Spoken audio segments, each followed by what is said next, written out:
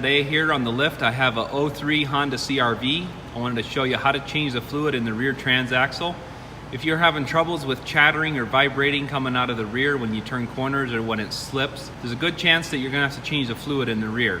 From the research that I'm doing, so I'll show you how to do it. Sometimes when I'm going up my driveway, my wheels slip, and that's when I hear this noise. And so I've been investigating it, and I'll show you what you need to do.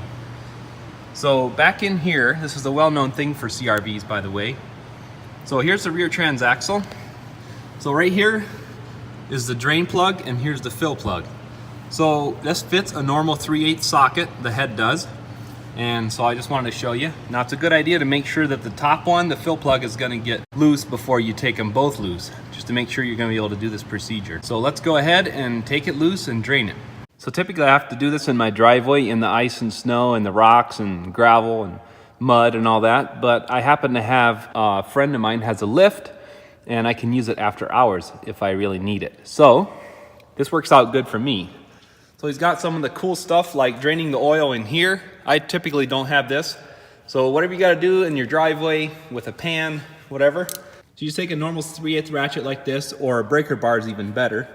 And you may have to take some of the dirt out of the heads here. So I already loosened the top one, but you wanna loosen the top one. Make sure that that can get loose, and then you take this bottom one loose.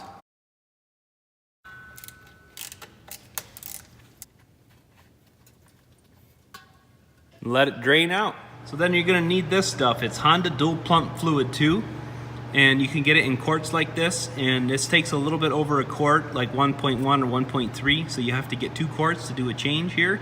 And I'll include a link in the video description below the video where you can find this stuff.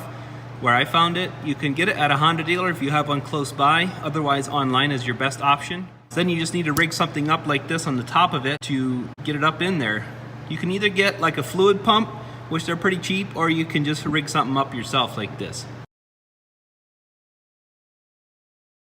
The one problem with doing it this way is you can't get everything out of the bottom using this method, but you can get pretty close. You just have to squeeze really hard. Just fill it up until it starts coming out of that top hole there, and that's your level mark. And you put your plugs in, you tighten it up, and you're all set to go. All right, hope this video was helpful. Thanks for watching, guys.